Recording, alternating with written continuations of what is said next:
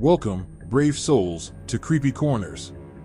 Tonight, we delve into the chilling tale of a mysterious door that holds a dark secret, one that has claimed the lives of those who dared to open it.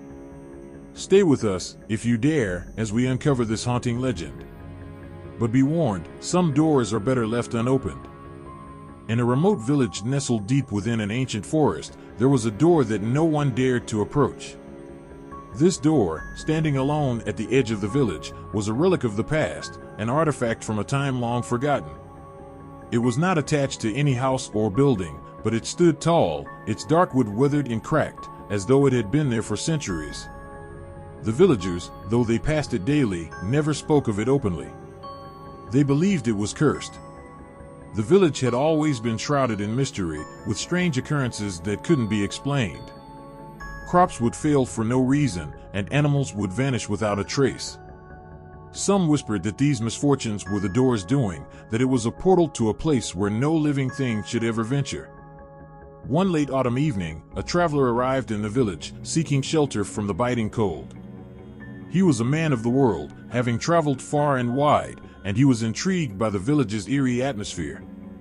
As he made his way through the narrow, winding streets, he couldn't help but notice the door. It stood alone, out of place, almost as if it was watching him. Curiosity gnawed at him, but when he inquired about it, the villagers reacted with fear. An elderly woman, her hands trembling as she stirred a pot of stew, warned him to stay away. "That door has been there longer than any of us can remember," she said in a hushed voice. "Many have been tempted to open it, but none have returned. It is a gateway to something evil, something that preys on those who are foolish enough to ignore the warnings." But the traveler was not one to believe in superstitions.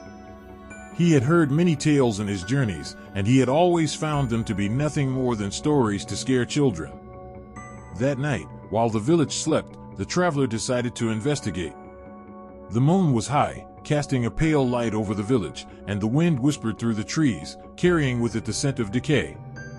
He approached the door with cautious steps.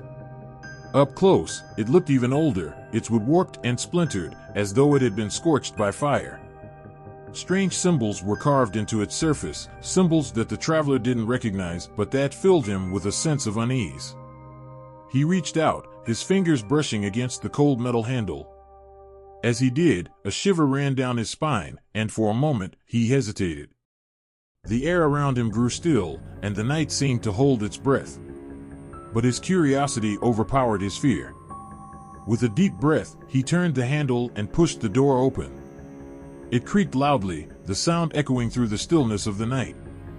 Beyond the door was a narrow corridor, shrouded in darkness. The walls were made of stone, cold and damp, and the air was thick with a smell that was both sweet and foul, like rotting flowers. The traveler felt an inexplicable pull, drawing him deeper into the corridor, and before he knew it, he had stepped inside. As soon as he crossed the threshold, the door slammed shut behind him with a force that shook the ground. The traveler spun around, his heart pounding, but the door had vanished. In its place was a solid stone wall. Panic surged through him, but there was no turning back. The only way was forward. He walked deeper into the corridor, his footsteps echoing eerily in the confined space. The darkness was oppressive, pressing in on him from all sides, and the walls seemed to pulse with a life of their own. As he moved further, he began to hear voices, faint, distant whispers that seemed to come from the very walls themselves. The whispers grew louder with each step, filling his head with words he couldn't understand, but that filled him with a deep sense of dread. He tried to block them out, but they were relentless, invading his mind and twisting his thoughts. The traveler felt his sanity slipping away, and fear gripped him like a vice. The corridor twisted and turned, defying logic. It felt as though he had been walking for hours, yet there was no end in sight. The air grew colder, and the foul stench became almost unbearable. The walls, once solid stone, now seemed to writhe with dark, shadowy figures that slithered just out of sight. Suddenly, the corridor opened into a vast, circular chamber. The traveler stopped, his breath catching in his throat. In the center of the chamber stood a massive, ancient tree, its gnarled roots spreading out across the floor like veins. The tree was dead, its bark blackened and cracked, but from its branches hung dozens of withered, skeletal remains, bodies that had been drained of life, their empty eye sockets staring out into the void. At the base of the tree, half buried in the earth, was a large, ornate chest. The traveler approached it cautiously, drawn to it despite the overwhelming sense of dread that filled the chamber. The chest was locked, but beside it lay a rusted key.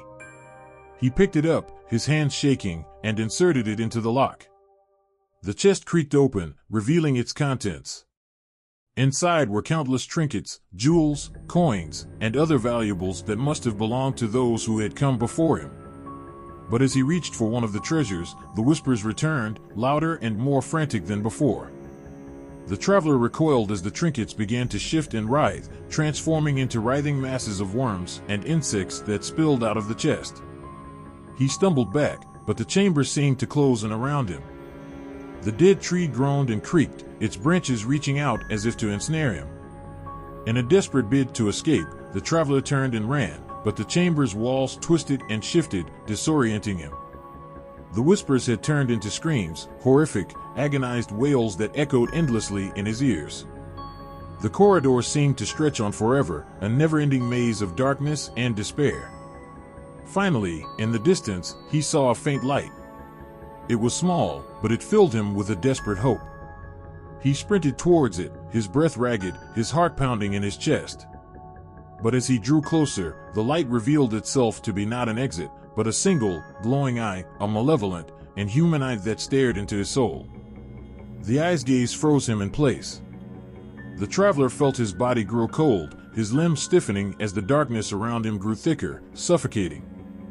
The screaming in his head became unbearable, and he realized, with a sinking dread, that the door had not just led him into another place, but into another world, a world of eternal torment, where he was now trapped, just like all those before him. The last thing the traveler saw before the darkness consumed him was the eye blinking slowly, as if savoring his fear. Then, there was only blackness. Back in the village, the morning sun rose, casting its light over the door, which stood closed and silent as ever. The villagers went about their day, avoiding the door as they always did. They knew that the traveler had been lost to the darkness, just like the others. The door would remain there, waiting for the next soul foolish enough to open it, to be swallowed by the nightmare that lay beyond. And so, the legend of the cursed door lived on, a tale passed down through generations, a warning to all who might be tempted to explore the unknown.